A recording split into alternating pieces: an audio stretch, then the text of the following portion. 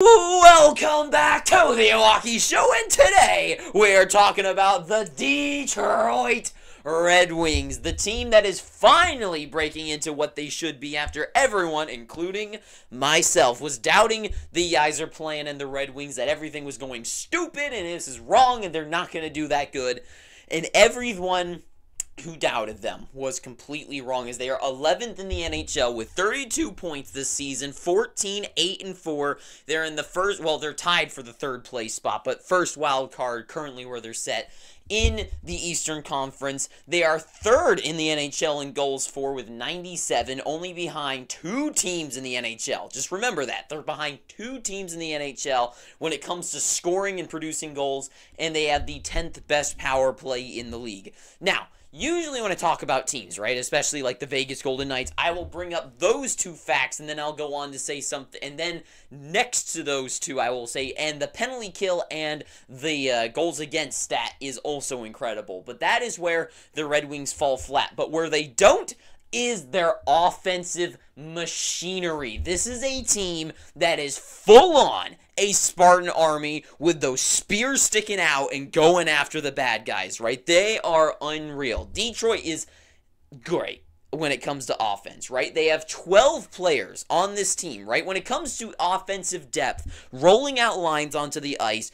and having actually producing and making forcing the other team to play defense and pushing the pace for them. The Detroit Red Wings, one of the best teams in the league. They have 12 players with 10 plus points on their lineups, right? That 10 players, and 3 of them come from their 6 men on the defensive side of things. Half of their defense is also producing out offensively, right? Compare that to other teams that are above them, right? So they're 11th, first team in the NHL. In the Vegas Golden Knights is the only team that has 12 players as well. From the teams, I didn't look at every single team, but from teams that are above them in the rankings. Teams like Florida, they only have 8 players. Teams like LA, 9. Boston, 9. New York, 9. These teams, the only team that matches them is the Vegas Golden Knights, right? So Detroit, when it comes to offensive production, they are at the very tippy top. When they're rolling lines out there, their offensemen are pushing the pace. And it's not a surprise with the likes of Dylan Larkin and DeBrincat, the speed that those two bring, and DeBrincat just being an absolute animal when it comes this season, going to a team that he's actually passionate to play for. Dylan Larkin, the speed that those two, unreal. JT Compher being a productive guy. Andrew Kopp being a solid depth centerman, right? David Perron, after the bad suspension that he did get, but his season going very well, right? It's not a surprise that this team is producing. They have so many guys on offense that are just able to push the puck in the back of the net. And out of those guys, the offense comes from behind as well. Gostisbehere with 19 points this season, which is not a surprise. The guy in Arizona, I was praising him, and now in Detroit, he's playing super solid as well. Moritz Seider and Jake Wallman having incredible seasons as well. Defense. 3 guys back there help produce from behind, like the Colorado Avalanche, which when you compare them, their offensive production from behind to a team like the Avs, which I would say probably is the best for that, with Bowen Byram, Devon Taves, I know is more of a defensive guy, but he's still a super talented superstar in the NHL, so he can do both sides of things. Bowen Byram, Sam Girard, and, of course, Cale Makar. You compare them to that. This team has more depth scoring. I mean, of course, Makar trumps everyone. But I would say maybe even out overall when it comes to actual production, especially when it comes to like the third guys of like Oli Mata compared to the random throw-in guys that the Avalanche have right now. But anyways, the offense from behind helps this team out a lot. When they are on the ice, Detroit is always pushing the pace. They are shoving the puck down the other throat's team. Every single man out there is helping produce that, and it is a glorious sight to see when you're watching a Detroit game. And the addition of number 88, Showtime, is out there now. Patrick Kane joining the team. Remember, I feel like people don't remember this, but 2 years ago, he had 92 points. Last season, he had 57 points in 73 games played between the Red Wings and the Rangers. In the Rangers, he played 19 games in the regular season, had 12 points. That's only 7 points behind point per game. This guy is back. He's already got a point for the Red Wings. Last season, he was nearly a point per game player for the two teams he played for. And he still produces, and he says that he's feeling better, so I guess we'll have to see. So far, hasn't been spectacular or anything that incredible, but he is definitely still a player that can go out there and produce, and especially when he's get paired up with Alex DeBrincat, that'll be unreal as well. So things are just getting better for the offensive machine, Detroit Red Wings. But the issue and the question is this team ready for a Stanley Cup? No. I mean, I don't think anyone's going to debate that. I don't think anyone's going to be choosing the Detroit Red Wings to go into the playoffs and winning the Stanley Cup.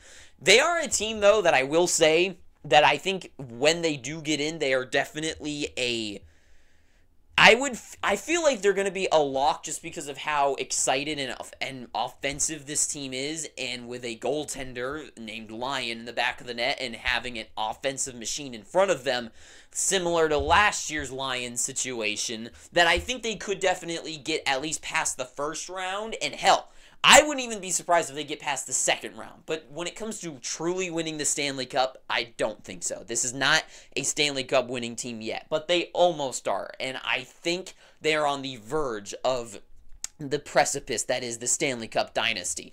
Because what do they need? What are the main things that this team needs to improve? Well, everything so far, as I said, and foreshadowing the future, because I'm just that great of a storyteller, is the defensive side of things. Currently, when it comes to goals against, they're like in this, I think they are 16th in the NHL. Very mid, literally the mid team of the NHL. And for the power play, it's roughly similar, like in the teens area, not too good. So when it comes to the defensive side of the game, right, and take a look at a team like the San Jose Sharks, who are buzzing, but look at their crazy game. I feel like that game perfectly sums up this Red Wings team right now, is that they can go out there and score 3 goals in 29 seconds, but then they can immediately let the other team do the exact same thing right after that. And that comes down to, I mean, just the barest essential word for it is defensive side of things, right? When it comes to goaltending, Ville Husso is a fine goaltender, right? I think he is a fine goaltender, but I think he is the type of goalie that if he's the backup to your team, then you are a Stanley Cup potential champion, right? I feel like Detroit would have been the perfect place to go out for a guy like a Laurent Brossoit over the offseason, go on a limb for him, and maybe they're a team that goes out and tries to get a guy like Connor Hellebuck if he's still on the market. And after that, I mean, they have the contract space to make that work, sort of. However, they got the future of things. That's a whole thing anyways. But goaltending. I think goaltending, they need a guy that can stand on their head, especially at this very current point when it comes to their offensive situation, as defense isn't really saving their asses. So they need a goaltender that, then Ville Husso has done it before, sort of, for the Blues, but he's not really done it since. He had one anecdotal time that he was that goaltender. Alex Lyon in the backup. In the playoffs, he was solid for the Panthers for 1 round, and then he fell off, and then Bobrovsky saved them. So Lyon, once again, like an anecdotal thing, maybe he has another burst of energy. Maybe he's like a Binnington as well, where when things really matter, he can step it up and play. He can literally be just a wall, but then slow things down eventually. So for them, a goaltender is just a goaltender that they can rely on, right? Someone back there that I would say, because I'm pretty sure, and I know I might say this and sound like an idiot, but I think Connor Hellebuck is from Michigan. I think. So, if you get a guy like Connor Hellebuck, and with that whole DeBrincat and Larkin thing, and have that whole Michigan squad out there, it's just an idea, right? I mean, it's a match made in heaven. They need a goalie. He's a goaltender, signed for a while on a team that probably might be wanting to move him out still. I'm not entirely sure. Would be a match made in heaven there. But a better goaltender regardless, right? And they don't really seem to have anyone coming up the pipeline that really fits that either, so they would need to outsource that to another goaltender, right? If they had a guy like a Cam Talbot, I don't even think that'd be the case, because he fits the King system, because they're a very defensive team. But anyways, a goaltender that can save their asses. But also, they need to help the goaltender as well before they can win a Stanley Cup, right? Right now, I think when they get a guy like Evanson, the giant that he is, who can play good defense, paired with him and Seider up on two different lines, that'll be huge. But then, I would say Evanson and one or two solid defensive defensemen back there, right? They need a couple guys like their own Alec Martinez's and McNabbs of the world that can be on the ice when a guy like Seider's out there who's just incredible, but can play both ways. Then they've got the stay-at-home defenseman that can shut the other team down no matter what. Once they get Evanson and Seider on two different lines, Wallman and Seider could be a thing just because he's whatever, but Evanson and another shutdown defenseman out there all the time that can play good defense. And really, just to go to the third point, is just a more defensive team, right? They can maybe shed a little bit of that offensive prowess that they got up front. Maybe bring in a team like, look at the Boston Bruins, right? Or the LA Kings. They are shutdown machine. Well, the Bruins of the past, with guys like Krejci and Bergeron, and even guys like Marchand, who are, well, not Marchand, I take that back, I don't know what the hell I was thinking for a half a second, shutdown machines, right? Bergeron and Krejci out there, able to play good defense, then towards down the lineup, they're shutting other teams down. Now look at the LA Kings, Deneau, Kopitar out there, just their team in general are very well defensively structured, and especially the Vegas Golden Knights, the team that won the Stanley Cup, such a defensive team. They could shed a little bit of that offense and get a couple more better structured guys in the lineup, especially towards the third and fourth line, because that is when you can really start using those guys more beneficial to those needs. So overall, this team, they have the swords, right? They have the swords, and they can slice down opponents. They can cut them at the knees and shove it up their freaking head and dismantle the other team, right? But once that guy comes in with armor and a mace, they get swatted.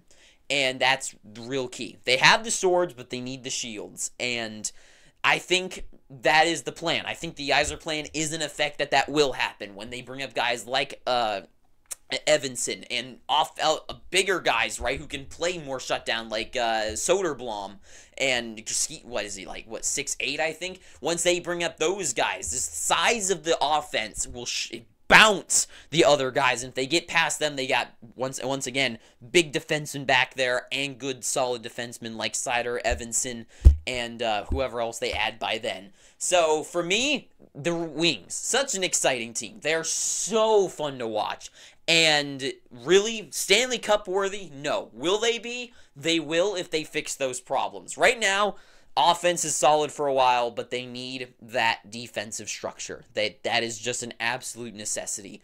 And for me, it's like if they need their own McNabbs, and if they can get their own Martinez and McNabbs, and then a solid goaltender, right? I mean, if a team like Vegas can find guys like Aiden Hill and Laurent Brossoit and Logan Thompson all in their own pipeline, then Detroit can find somebody. They can find someone to fill in those shoes. But for now, I guess that's all I have to say about the Detroit Red Wings. So if you've made it this far, please, I'm begging you, pick up your free subscription.